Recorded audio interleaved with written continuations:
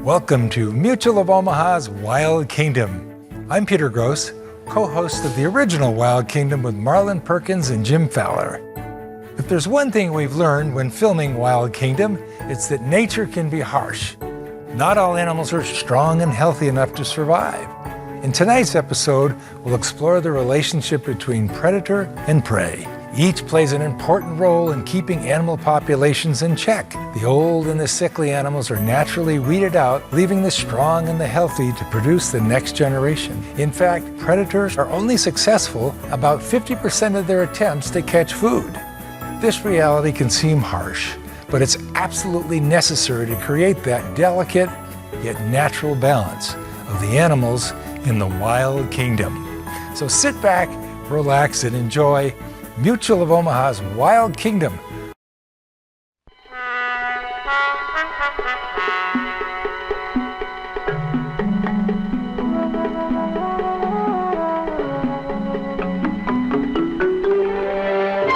Mutual of Omaha's Wild Kingdom.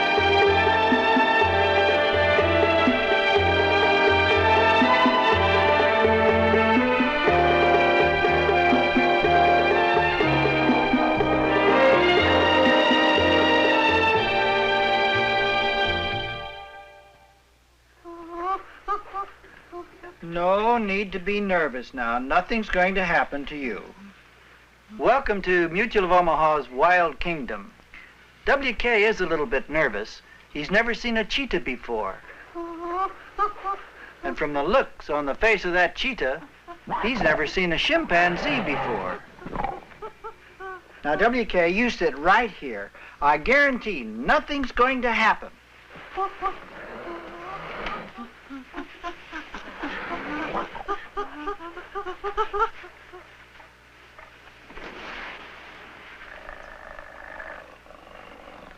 Cheetahs are one of the most fascinating of all the spotted cats and the easiest to domesticate.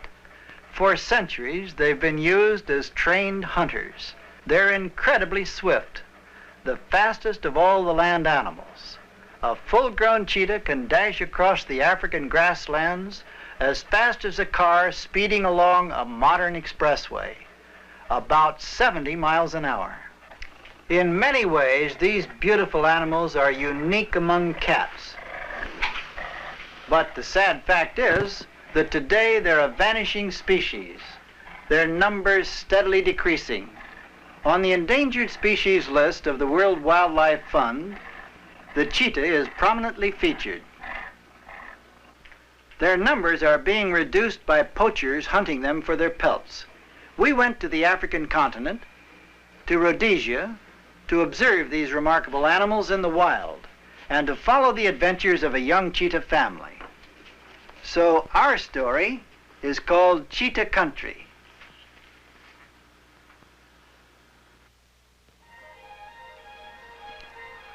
Dawn comes to Cheetah Country, where giraffes stand tall against the morning sky and along with gnarled trees become more than silhouettes. Cheetah Country, where dog-faced baboons awaken and leave their high perches to set about exploring near an impala doe.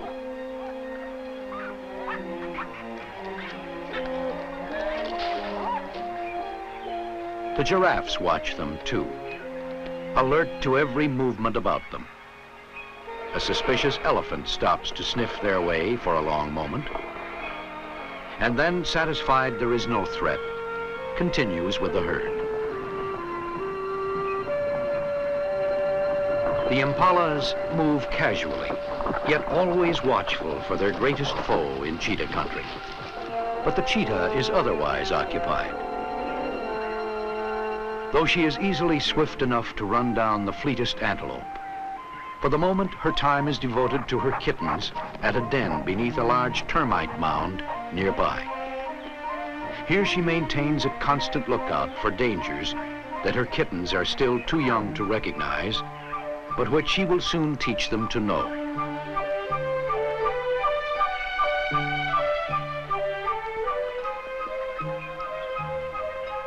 Even when she plays with them and licks them reassuringly, She remains vigilant and teaches them to be the same.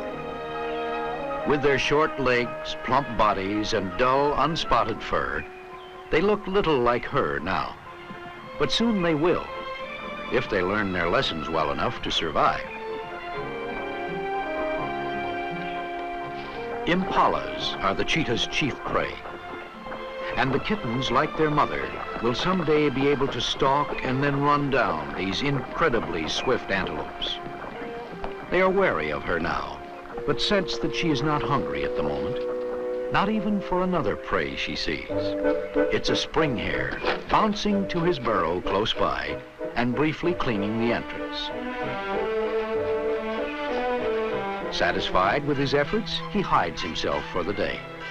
Mildly interested, the cheetah watches as a bat-eared fox follows the spoor in vain. He's a little fox and no threat to her kittens. She also knows her kittens need not fear a pair of ostriches sauntering past. The big birds are only curious about the cheetah family. But now she senses a potential peril. The dog-faced baboon clan is moving nearer. If they chose to, they could kill a kitten with ease. For the moment, they show no realization of the cheetah family's nearness. At this distance, the mother is not worried, and neither are the kittens.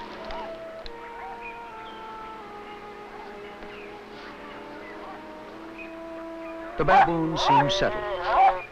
But abruptly, the mother cheetah instinctively grows tense as a large male comes suddenly closer. Even the kittens see him and cluster together for safety.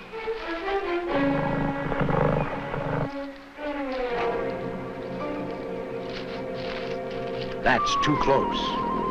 Now it's time for kittens to learn that baboons are not welcome.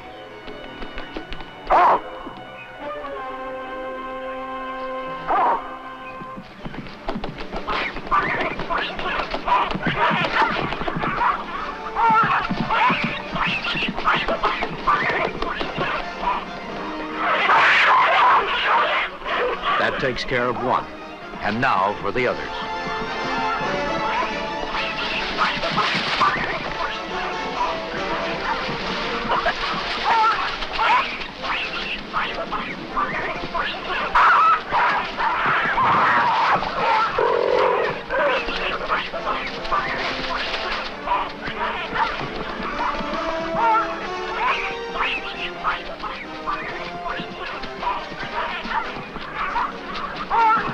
It's a race the baboon cannot possibly win, and instinct tells it to find safety in the high branches of a tree.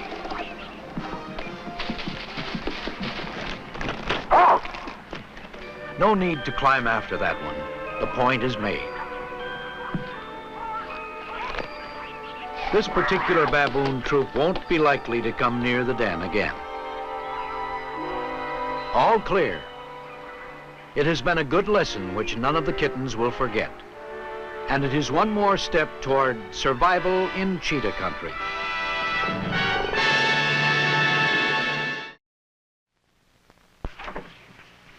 The cheetah kittens, like all youngsters, are most interested in play, but their mother had some important lessons to teach them. It's a happy time for the kittens. There are no real worries for them. Mother is protector and provider. For each kitten, the world is suddenly bigger.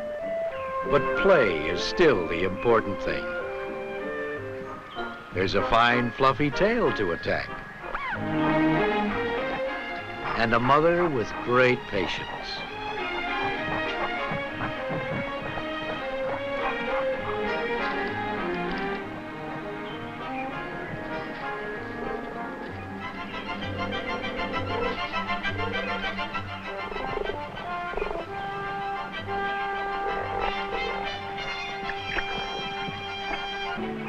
At this stage of their lives, the kittens thrive on their own company, often so involved in their private affairs, such as playing follow the leader, that they fail to see their mother leave the immediate den area to go off on a hunt.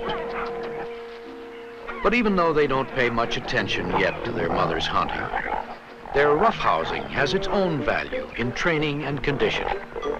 Reflexes sharpen, young muscles harden, defenses are improved, and methods of attack practiced.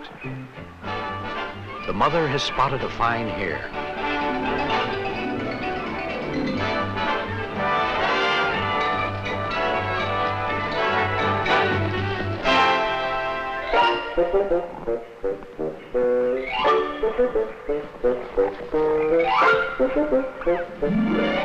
It takes a heap of food to keep these kittens going, to replace the energy burned in their play. And this kill will provide them a good meal.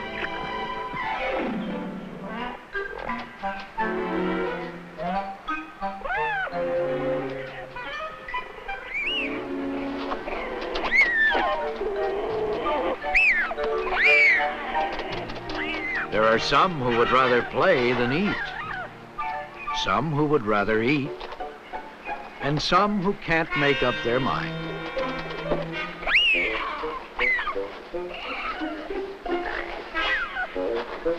The mother senses something wrong. 2 kittens are here, and there's the third, but one of them is missing. She starts to worry, as well she may. The curious little male with an itch to explore may get himself into trouble.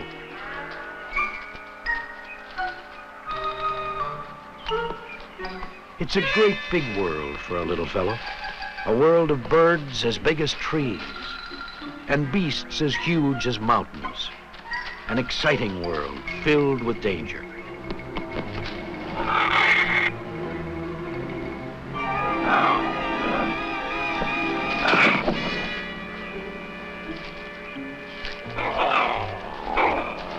And now there are 2, as if one were not enough.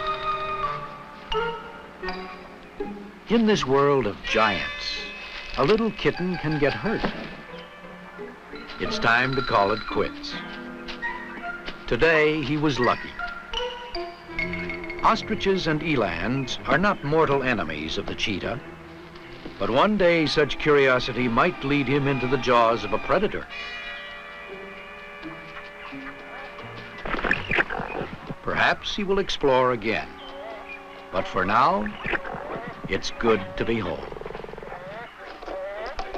The days and nights pass swiftly on the belt of Rhodesia for the cheetah kittens. Almost imperceptibly, as each day passes, they change. Now the fuzz on their backs has disappeared. They are more active than ever, their spots more evident, and the white tip is appearing at the end of the tail. Their legs are longer, stronger, and their rough play is more vigorous than ever, and increasingly important for survival.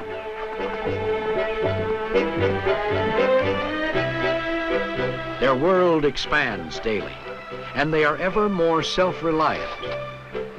Soon, like their mother, they will run with a grace and maneuverability few creatures can match, and at a speed that no other mammal can reach.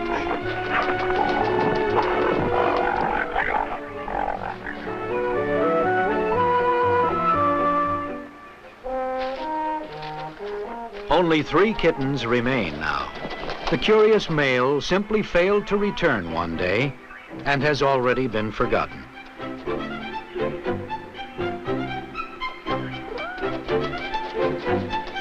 Lessons are still learned every day, mostly by experience. The shortest route, for example, may not be the best.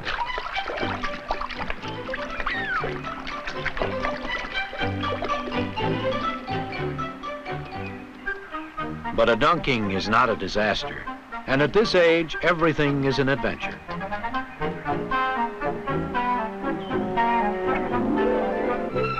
Though their sense of smell is not especially good, eyesight is already keen. And even as they romp, they spot in the brush 2 of Africa's smallest antelope and a fawn hidden from possible danger.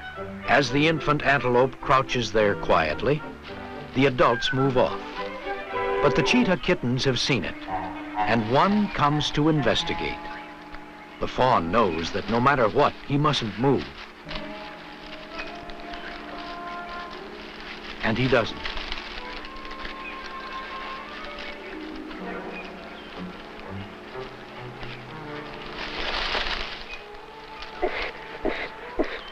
It's confusing to a kitten who wants to romp.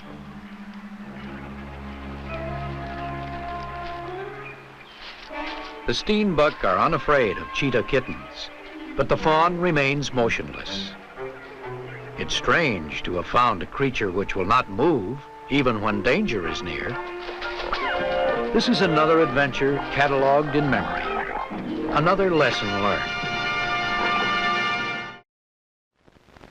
The young cheetahs are old enough now to roam short distances without the protection of their mother. Like most youngsters, however, it doesn't take them long to find trouble. Now only 2 cheetah kittens remain.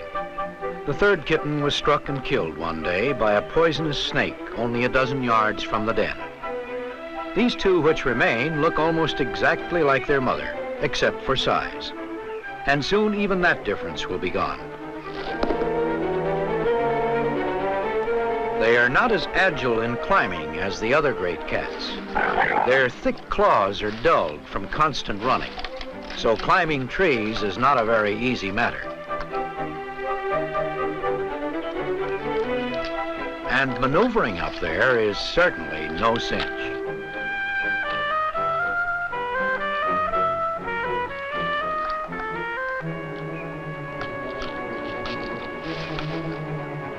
Once a guy's up here, what's he supposed to do? There's no room to turn, and hardly any to stand. And coming down is worst of all.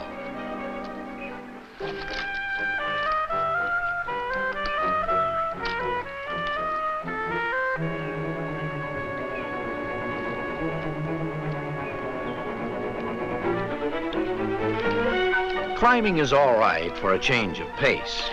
But the greatest fun of all, providing you can get down, is finding something to chase.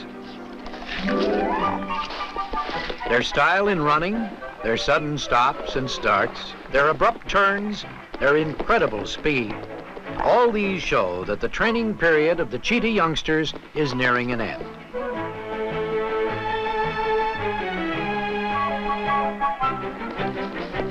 They still lack the finesse and economy of movement of their mother, who now is away much of the time. But they are developing well and showing full promise of their heritage as the fastest mammal on Earth.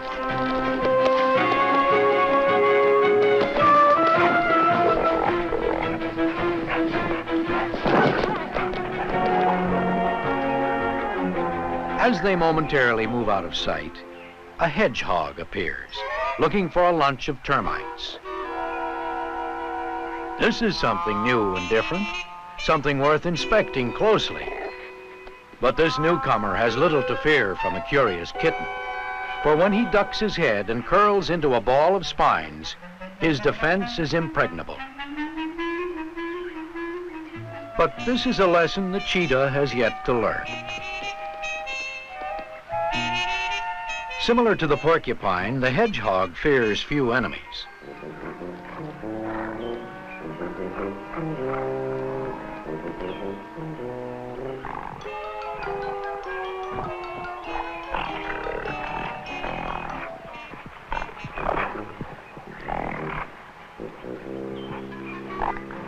Two cheetahs are not much better than one in this case.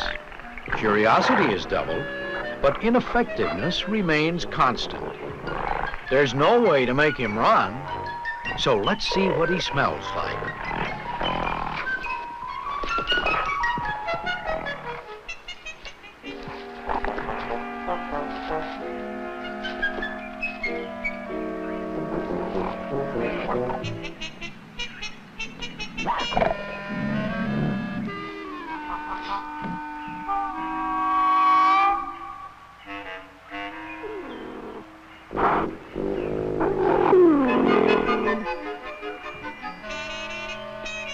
One kitten finally gets the message, but his brother needs a little more convincing.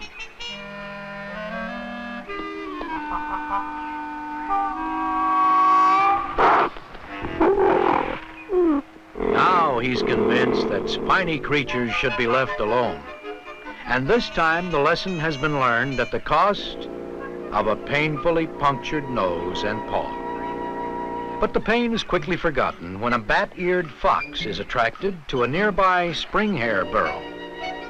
The spoor is so strong that the fox does not sense cheetahs nearby. But they see him.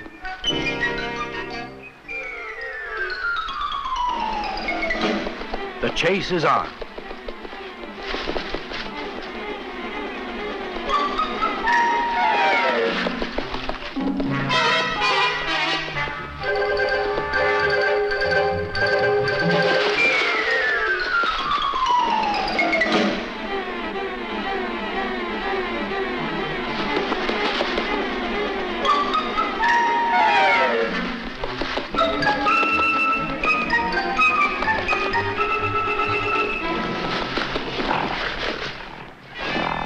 A brief pause before the chase resumes.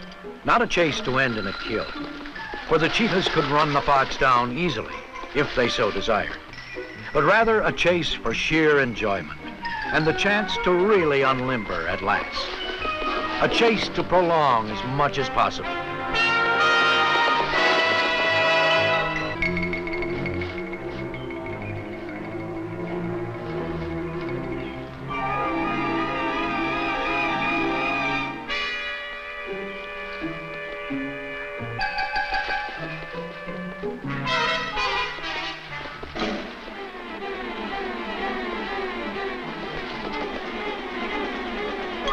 Enough is enough, and the time has come for a stand.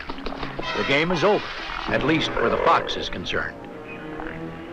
The next cat who gets close may get his nose nipped.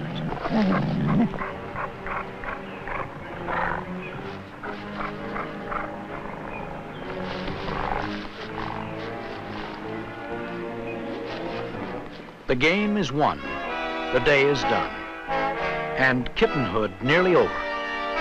The young cheetahs have learned their lessons well. There will soon be little time for games in this land of impalas, baboons, ostriches, and giraffes. The cheetahs are now becoming independent of their mother and will face the serious business of survival without her in cheetah country. A mother cheetah has all the problems of a working mother in our society. She has to keep her youngsters well fed, teach them how to get along with others, and protect them from the hazards of the wild kingdom. The youngsters depend on her for everything. If something happened to her, they'd really be in trouble.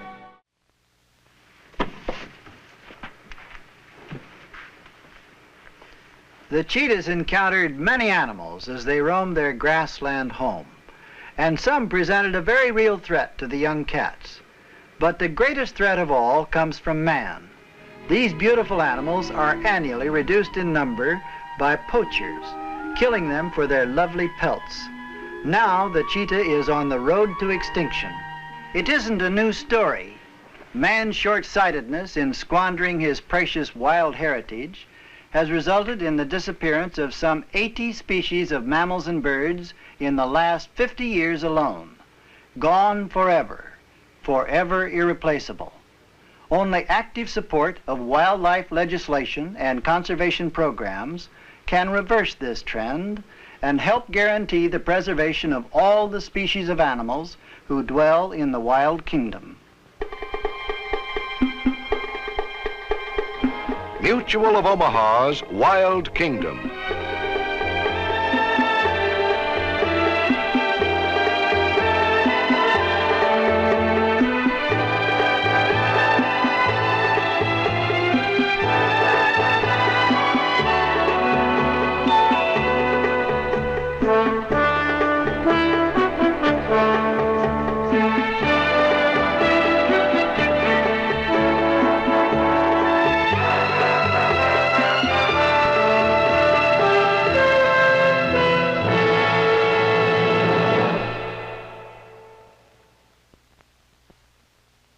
Like what you saw?